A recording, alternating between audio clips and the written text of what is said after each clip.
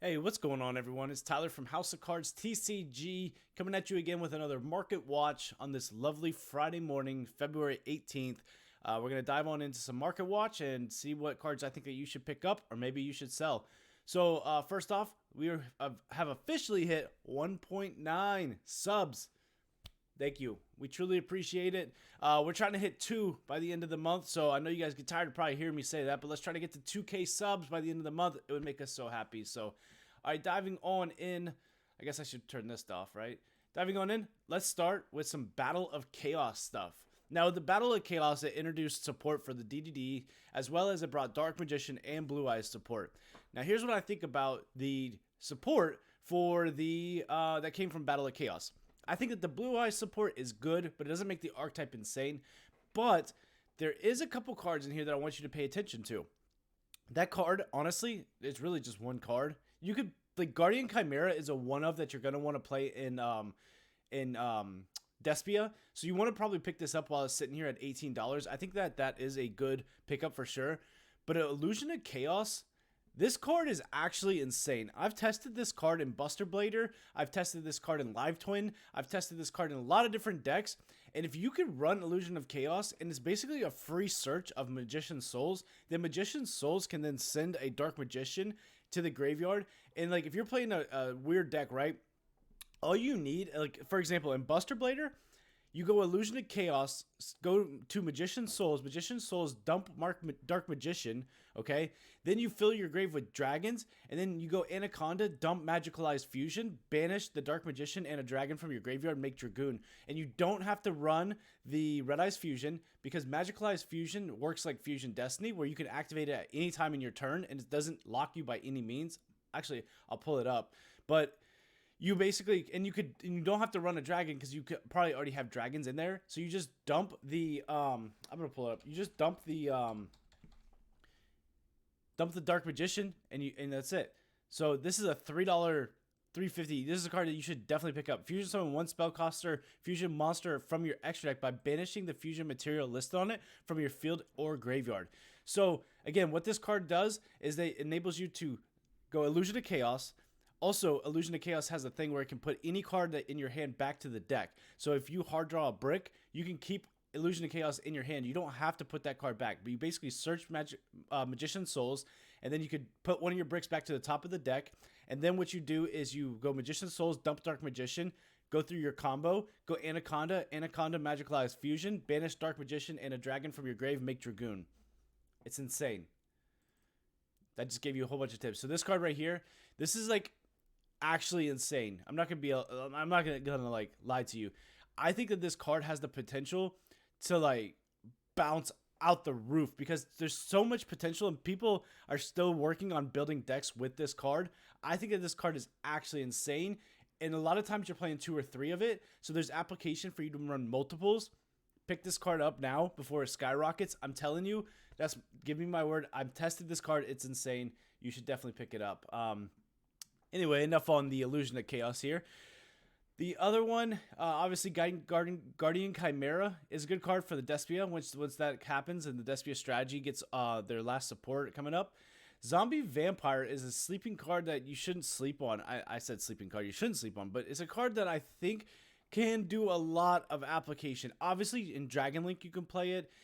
Potentially in Thunder Dragon Chaos you could play it. And then I think I've seen it in Grim Maju strategies.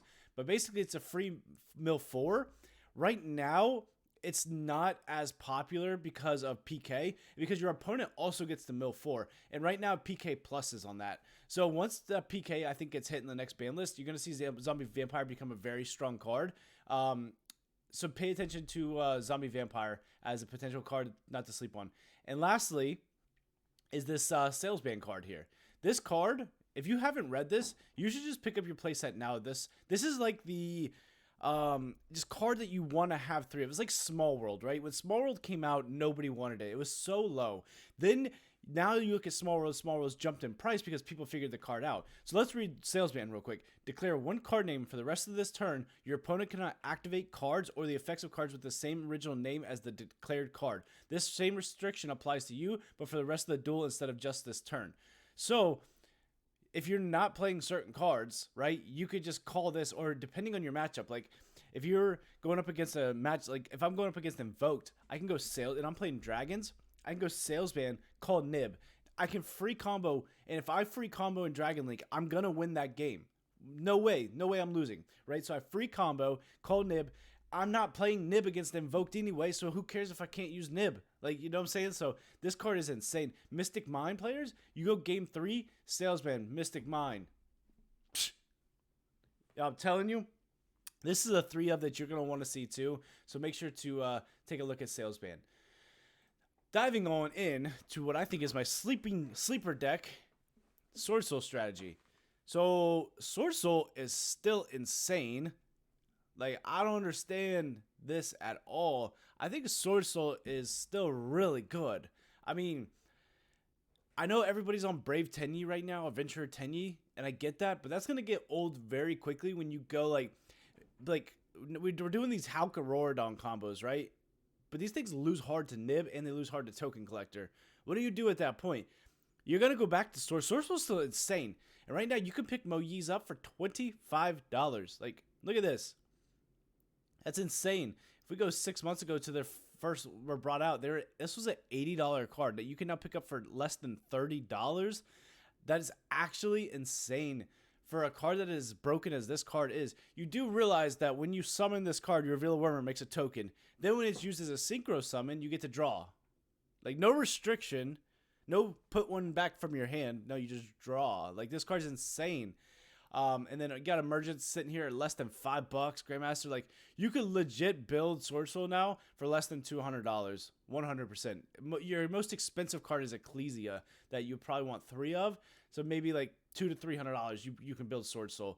I think this is a sleeper deck. This deck is still really strong. Unfortunately, the new synchro is trash. I'm not gonna lie to you. Like, I've tested this, and every single time that I think that this card would come up, I would rather have a second Sovereign or a second Baron, to be honest with you. So, like, this card looks cool, and it seems cool at an application status. Like, it's not saying that you don't play a 1-of, because if there's again, let's just use the Invoke strategy. If I can banish your Invocation, I'm going to banish your Invocation for free. But a lot of times, I just want Sovereign for the banishing, and I want Baron for the negates. So it's unfortunate, because that card could have been really good. But yeah, Swordsoul, I think, is a sleeper. I think you should pick it up. Eldlich. Why? This makes just no sense. Why? It's still high. Like, 3 skill drain doesn't make this deck insane. I guess now with the Adventurer Eldlich Cyburst deck, I guess you can understand it. And the secret rare is so much better than the gold. I'm just going to be honest with you. So I do get it, but like, why? How does this card go from being a $50 card all the way up to $75 because 3 skill drain were released, right? That's what I don't understand, but listed medium price, $85. Crazy. Crazy. Do you guys remember when Cursed Eldland was insane? I actually kind of want to look that up now. I remember when Cursed Eldland was just this insane price. Let's see if we can find it. Let's go a year ago. Here it is. $25 card, $30 card. And you used to run 3 of it, so maybe it wasn't Cursed Eldland. But anyway, let's move on to Despia stuff. Despia is about to get their release in April. It's going to be insane. Right now, Alibers. Imagine picking up these Alibers, man. You could have picked these Alibers up for so long. You could have picked these up for $35, $40. Then they go up to 76. Now they're at 60. These things aren't going down. Despia's strategy is about to be insane. It's going to be too strong. You just need to pick your Alibers up now if you want Alibers. I think that they are. This is going to be a tier 1 deck for sure. Like, it's crazy. If you don't know what this card does, it's just this powerhouse OTK control deck, and it just keeps going on you. Like, deep dimensional barriers are going to be your best friend against this deck, and that's for sure. Incredible Ecclesias, they are down a little bit, as we can see. So let's go to the last month. So Ecclesias are been down to about $50 off of this $60 high. If you want Ecclesias, pick this card up, because again, when the branded fusion comes out, this card's going to skyrocket, and you're going to be able to want this card, because this also brings out a Fallen of Albaz, and that's why this card is really good in the Despia strategy, because it brings out a Fallen of Albaz, which you need in order to do a lot of different combos. Will it be a 3 of in the deck? I'm not 100% sure, but you're going to want to be able to pick this card up, especially right now while it's in its little peak. This is a good pickup, I believe, in this point right now. Maybe it has to do with the Swordsoul not getting as much support. I don't know, but definitely pick up your Incredible Ecclesias. Dragoon. I can't believe this card is back to over $100. Like, this is crazy for Dragoons. $110 for Dragoons, which is mind-blowing. I just had 2 of these graded. I forgot I graded them a year ago. They just came back as 9s, and I'm like, oh, I'm about to just crack them and sell them. Like, for $128, that's insane for a Dragoon. Dragoon is really good. I don't foresee Dragoon getting banned over here at all, but you know, Dragoon is what a Dragoon is. I'm shocked that this has gone up to the price that it has gone up to. I think Fusion Destiny does go to 1 at the next ban list, and this is something that you should keep an eye on, because if Fusion Destiny goes to 1 and Dragoon stays, the price of Dragoon is not going to go anywhere.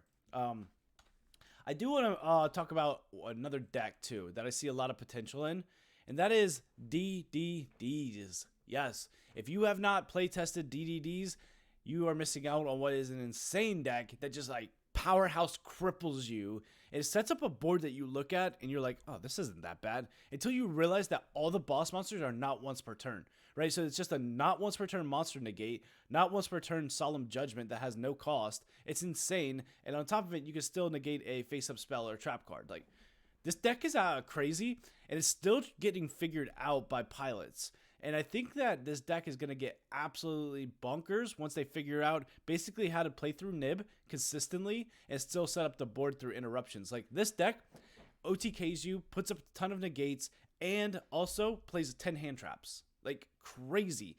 So this card right here is a card to pay attention to. You can see that there's a spike on this, right? So this was a $5 card, and then DDD support came, and then it went up by, you know, that's a 200%. I think 200% gain, 300%. So here's what I will say about this card. If you don't plan on playing DDDs in the next month, I think that you should wait on this card. It is a great card. It's a 3 of in the deck. But the thing with this card is it's for sure getting a reprint. There's no way that Copernicus does not get a reprint when you have a common that came from a structure deck at $15 and you need 3 of it in the deck. 100% foresee this getting a very nice, maybe super ultra rare reprint. So keep that in mind if you're going to build a DDD deck. Again, if you want to play it now, you're just going to have to pay the $15 for this card and pick them up. Maybe you can get a playset from somebody cheap, but you're going to need 1 of the Divine Zero King Rage. You're going to need 3 of the Copernicuses. And let's just hope that the Copernicus gets a reprint, because this is the only copy you have right now. What's funny is this card did hit about $20 and you couldn't pick them up for less than 20. And then it looks like there's some new listings on it, right? So like when I was looking at this card, I'm pretty sure that at one point it was like $20 because there was no other listings available. Let's see if we can go down to like, yeah. So like right around here, you can see it's starting to hit 17.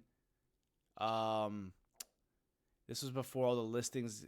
Let's see. It looks like a lot. There we go. There's a $19.99 right there. One of them picked up.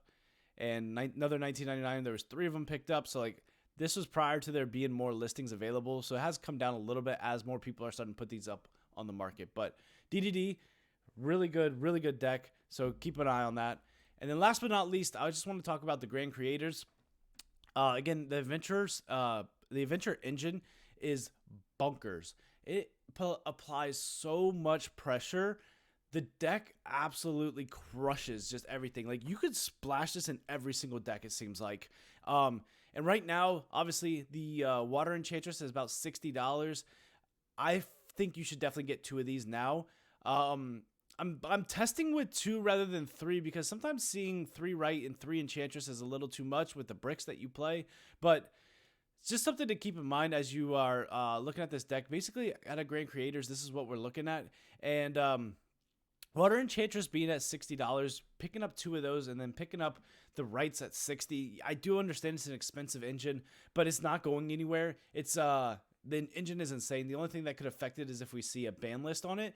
But again, we do so much different than the OCG. May not even get touched this ban list, especially with Despia coming out. This is insane because Despia cannot play the Brave engine unless I'm wrong there. But definitely something that you want to pay attention to is this Water Enchantress and the Brave Engine, because I think that it's insane what this deck can do. But with all that being said, I do want to check one more thing in the collector's rare department, and that is e-tellies.